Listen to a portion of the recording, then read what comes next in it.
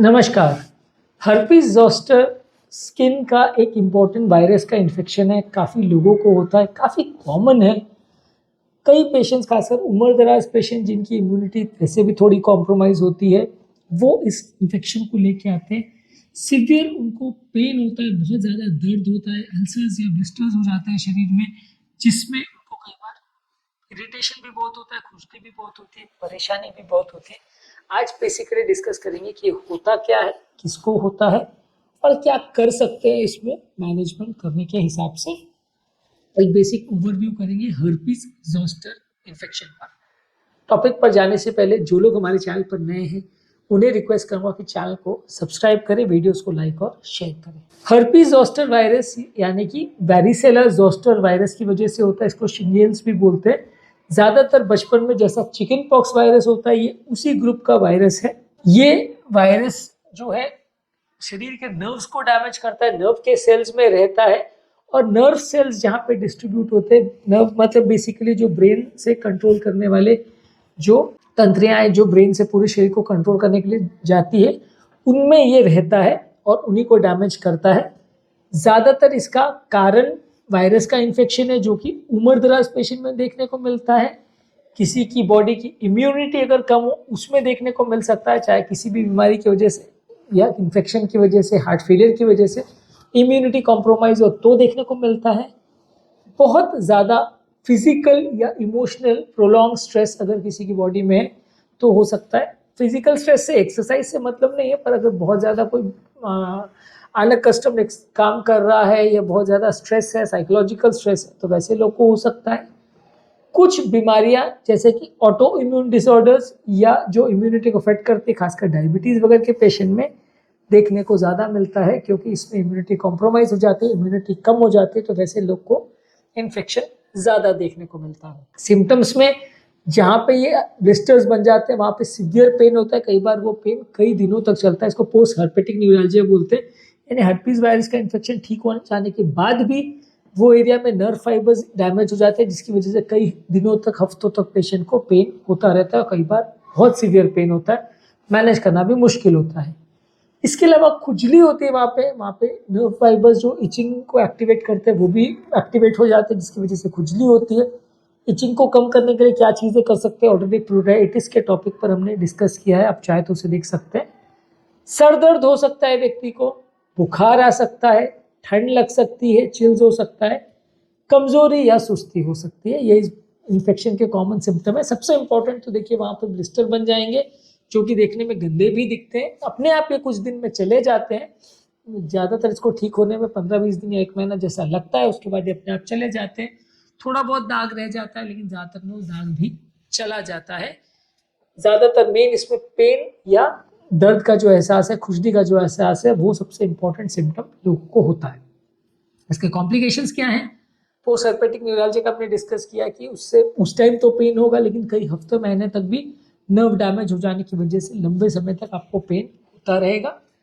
कई बार उन ब्लिस्टर्स या जो घाव हो जाते हैं उसमें खुजाने की वजह से अल्सर हो जाते हैं, उसमें कीटाणु आके बस जाते हैं। वो कीटाणु आपको इन्फेक्शन, जो बैक्टीरियल इन्फेक्शन जिसको बोलते हैं, वो कर देते हैं, जिसकी वजह से वहाँ पे कंडीशन और बिगड़ जाती है। ये कीटाणु शरीर में भी फैल जाते हैं, बॉडी सेप्सिस में भी जा सकती है, तो ये कीटाणु भी नुकसान करते हैं। इसके अलावा कभी कभार ये आंखों के नर्व्स को भी इफेक्ट करता है, जिसमें लोगों को विजन प्रॉब्लम्स भी हो सकती है, जो कि ज़्यादा सीरियस कंडीशन है अगर ये आंखों में स्प्रेड कर जाता है तो। इसके अलावा ये वायरस जो नर्व्स को इफेक्ट करता है, कभी कभार वहाँ से स्पाइन में या ब्रेन में जा सकता है, जिससे ब्रेन को परमानेंटली कुछ नुकसान हो सकता है, परमानेंट डैमेज कर सकता है, ब्रेन में घर कर सकता है, जिसको न्यूरोलॉजिकल कॉम्प्लिकेशन बोलते हैं। यानी ब्रेन रिलेटेड जो तंत्रिका है उसमें इन्फ्लेमेशन हो सकता है, सूजन हो सकती है, ब्रेन में इंसेफेलाइटिस हो सकता है, स्पाइनल कॉर्ड को डैमेज हो सकता है, जिसको माइलाइटिस बोलते हैं। ये कॉमन है इस इन्फेक्शन के साथ। ट्रीटमेंट पर बात करेंगे। ट्रीटमेंट में आपको एंटीवायरस दवाइयाँ, खासकर एसाइक्लोविर करके दवाई आती है, इसके टैबलेट्स भी आते हैं, ऑइंटमेंट्स भी आते हैं, इसको आप ले सकते हैं। इसको आपको कुछ हफ्तों तक लेना पड़ता है, 2-3 हफ्ते तक का कोर्स नॉर्मली रहता है। जब रैश आता है उसके 72 घंटे के अंदर इसको चालू कर दिया जाए तो इससे ज़्यादा फायदा होता है। ज़्यादा लेट देने पर या जब रैश निकल जाता है या कम होने लगता है, उस टाइम पर अगर आप देंगे तो ज़्यादा फायदा नहीं होता है। इसके अलावा आपको दर्द कम करने की दवा देनी पड़ती है, ज़्यादातर वहाँ पे आप पेन किलर्स ले सकते हो, पेन कम करने के लिए क्रीम्स वगैरह यूज़ कर सकते हो। पेन लेकिन न्यूरोपैथिक होता है, तो न्यूरोपैथिक पेन को कम करने के लिए प्रीगैबलिन, डोलॉक्सेटिन, न्यूरल विटामिन ये ज़्यादातर काम करते हैं। कुछ एंटी एपिलेप्टिक मेडिसिन या स्ट्रॉन्ग न्यूरोपैथिक पेन के लिए जो मेडिसिन यूज़ होती है वो भी इसमें यूज़ किया जा सकता है, उससे भी पेन को कम कर सकते हैं। अगर आंखों में हो गया है तो आंखों के इन्फेक्शन से बचने के लिए आई ड्रॉप्स का प्रयोग कर सकते हैं। स्किन को मॉइस्चराइज करने के लिए कैलामाइन लोशन वगैरह का यूज कर सकते हैं। वहां पे खुजली नहीं हो इसलिए स्किन को ड्राई रखना चाहिए, और उसमें रैशेज अगर हो गए तो उसमें खुजली ना करे, उसके लिए कोशिश करिए। रैशेज में खुजली ना हो इसके लिए आप एंटी प्रोराइटिक मेडिसिन या खुजली को कम करने के लिए एंटी हिस्टामिक मेडिसिन वगैरह ले सकते हैं, थोड़ा स्टेरॉइड्स भी ले सकते हैं। खुजली अगर बहुत ज़्यादा हो रही है तो खुजाना जहाँ तक पॉसिबल हो कोशिश करिए कि ना करें, नहीं तो इससे प्रॉब्लम्स होने का चांस ज़्यादा रह जाएगा। और अगर फिर भी आपको प्रॉब्लम लगे या ज़्यादा तकलीफ हो रही है तो आपके डॉक्टर या हेल्थ केयर प्रोवाइडर के साथ आप मिलिए, डिस्कस करिए क्या ट्रीटमेंट ले सकते हैं, कितने टाइम तक ले सकते हैं, वो बचने के लिए उससे क्या किया जा सकता है उसको डिस्कस करिए। ज़्यादातर ये बीमारी एक व्यक्ति से दूसरे व्यक्ति को नहीं फैलती है, इतनी ज़्यादा कम्युनिकेबल नहीं होती है, इसलिए वो पॉइंट ऑफ व्यू से आपको टेंशन लेने की ज़रूरत नहीं है कि एक व्यक्ति से दूसरे को जाएगी, उतना ज़्यादा इजीली स्प्रेड नहीं होता। अब बात करेंगे इससे बचे कैसे, इससे प्रिवेंट कैसे करें। बेसिकली इसके लिए वैरिसेला जोस्टर के लिए वैक्सीनेशन आते हैं जो कि बच्चों को बचपन में दे देना चाहिए।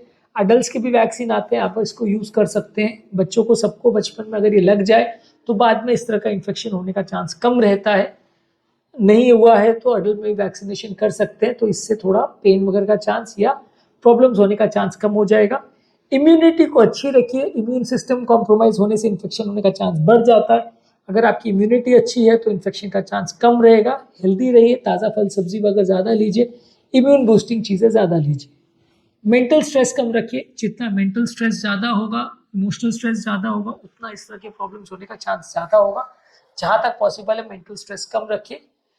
अगर पॉसिबल है तो इस तरह के इन्फेक्टेड पेशेंट से थोड़ा कम कांटेक्ट रखिए। ये उतना इजीली स्प्रेड नहीं होता, लेकिन हाँ अगर आप जो ब्लिस्टर्स या सोर्स हैं जब वो एक्टिव इन्फेक्शन वाले स्टेज में रहते हैं तब अगर आप उसके सोर्स को टच करेंगे या उसका फ्लूइड दूसरों को टच होगा तो स्प्रेड हो सकता है। ऐसा स्प्रेड नहीं होता जैसे कोविड होता है कि एक व्यक्ति से पूरे शहर को हो गया, वैसा स्प्रेड नहीं होता, लेकिन आप उस सोर्स को प्रॉपरली दूसरा आदमी टच करेगा और उसके स्किन में भी कोई डैमेज होगा तो होने का चांस हो सकता है। तो उससे ज़्यादा कांटेक्ट करने का अवॉइड करिए। और उसके जो सोप्स को वो यूज़ कर रहा है या जो टावल को वो यूज़ कर रहा है, जो कपड़े वो यूज़ कर रहा है, उससे थोड़ा अवॉइड करिए, नहीं तो उसके माध्यम से भी वो वायरस ट्रांसमिट हो सकता है। अगर आप उसके घाव को या उसके रिश्ते में जो डिस्चार्ज है उसको कांटेक्ट में अगर आते हैं तो स्प्रेड हो सकता है, हालांकि इतना ज़्यादा स्प्रेड नहीं होता। प्रॉपर हाइजीन का ध्यान रखिए, साफ सफाई और क्लीननेस का ध्यान रखिए। उस एरिया को बहुत ज़्यादा स्क्रैचिंग मत करिए, नहीं तो खुजली करने के दोबारा आपके फिंगर्स में जो वायरस आएगा वो दूसरों को ट्रांसमिट हो सकता है। इम्यूनो कॉम्प्रोमाइज अगर कोई पेशेंट है तो उसमें ज़्यादा कॉशन रखने की ज़रूरत है, उसको इम्यूनिटी बढ़ाने की मेडिसिन लेने की ज़रूरत है। HIV वगैरह या इस तरह की जो डायबिटीज़ या इस तरह की रिलेटेड बीमारियाँ हैं, इम्यूनिटी बूस्टिंग उनको चीज़ें करने की ज़रूरत है या इम्प्रोवाइज करने की ज़रूरत है। और ओवरऑल अच्छी हेल्थ प्रैक्टिसेस रखें तो अच्छा है। तो आज के टॉपिक में हमने डिस्कस किया हर्पीज ज़ोस्टर वायरस के बारे में, जो कि एक कॉमन वायरस इन्फेक्शन है, काफ़ी लोग को होता है, खासकर उम्र दराज लोगों को होता है। क्या होता है वायरस, कैसा होता है, किसको होता है और क्या कर सकते हैं इसके ट्रीटमेंट के लिए या प्रिवेंशन के लिए, ये सारी चीज़ हमने बात करी। टॉपिक एंड करने से पहले जो लोग हमारे चैनल पर नए हैं उन्हें रिक्वेस्ट करूँगा कि चैनल को सब्सक्राइब करें, वीडियोज़ को लाइक और शेयर करें। जो लोग हमारे चैनल पर हार्ट और हेल्थ संबंधित वीडियोस देखना चाहते हैं तो अलग अलग तरह के प्लेलिस्ट हमने बनाए हुए हैं, इंपॉर्टेंट प्लेलिस्ट को आप चेकआउट करिए, काफ़ी कुछ नया जानने और सीखने को मिलेगा। इम्यूनिटी बढ़ाने के टिप्स पर भी हमने एक वीडियो किया है, मैं उसका लिंक कमेंट सेक्शन में छोड़ दे रहा हूँ एक बटन में, आप उसे चेकआउट करिए। काफ़ी इंपॉर्टेंट और यूजफुल वीडियो है, आपको मदद मिलेगी बीमारी को मैनेज करने में।